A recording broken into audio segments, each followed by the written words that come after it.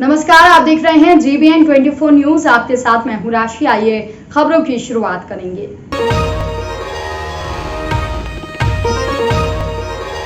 दिल्ली में बीते एक हफ्ते में डेंगू तेजी से फैल रहा है। पिछले एक हफ्ते के दौरान दिल्ली में डेंगू के 139 मामले दर्ज किए गए हैं। इस साल अब तक 480 मामले दर्ज हो चुके हैं।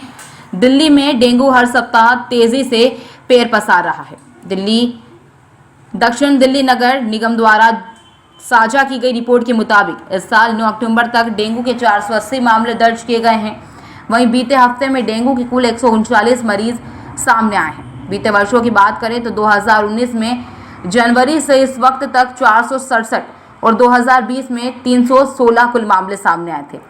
यानी बीते 2 सालों के मुकाबले इस बार सबसे अधिक मामले मिले हैं। गर्मी और बारिश के मौसम में डेंगू मलेरिया ज़्यादा फैलता है। डेंगू से संक्रमित होने पर मरीजों के प्लेटलेट्स की संख्या कम होने लगती है। डेंगू, मलेरिया और चिकनगुनिया का खतरा। डेंगू के अलावा दिल्ली में मलेरिया और चिकनगुनिया के 127 और 62 मामले दर्ज हुए हैं। हालांकि दिल्ली में डेंगू, मलेरिया और चिकनगुनिया से अब तक किसी मरीज की मौत नहीं हुई है। इस साल में अब तक मामलों की बात करें तो दिल्ली में जनवरी महीने में डेंगू का कोई मामला सामने नहीं आया था। वहीं फरवरी में 2 मार्च में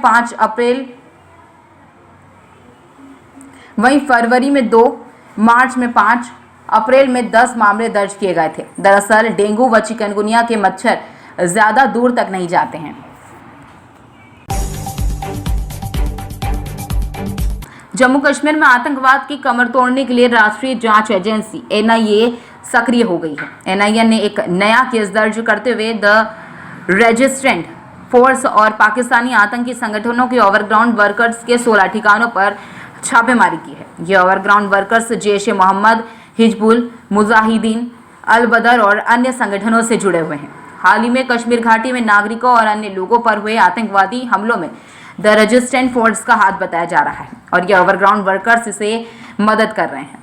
राष्ट्रीय जांच एजेंसी ने 10 अक्टूबर को जम्मू कश्मीर में माहौल बिगाड़ने के आरोप में नए FIR दर्ज की है। इसी के तहत अब एजेंसी ने कार्रवाई शुरू की है। एजेंसी के वरिष्ठ अधिकारियों ने कहा कि TRF को मदद करने वाले हर ओवरग्राउंड वर्कर की जांच की जाएगी। यदि लोग पाकिस्तानी आतंकवादियों की घाटी में दहशत फैलाने में मदद कर रहे हैं। भारतीय एजेंसियों के मुताबिक यह संगठन लश्कर-ए-तैयबा का ही एक नया रूप है, जिसे नए नाम से लॉन्च किया गया है। हाल ही में घाटी में हुए आतंकी हमलों की जिम्मेदारी भी रेजिस्टेंट फोर्स ने ली है।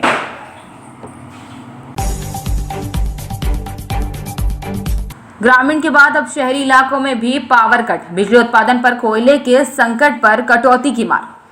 बिजली उत्पादन पर कोयले के संकट का असर उत्तराखंड तक पहुंच गया है। जरूरत के मुताबिक बिजली नहीं मिल पाने के कारण ग्रामीण क्षेत्रों के साथ ही अब शहरी क्षेत्रों में भी कटौती शुरू कर दी गई है।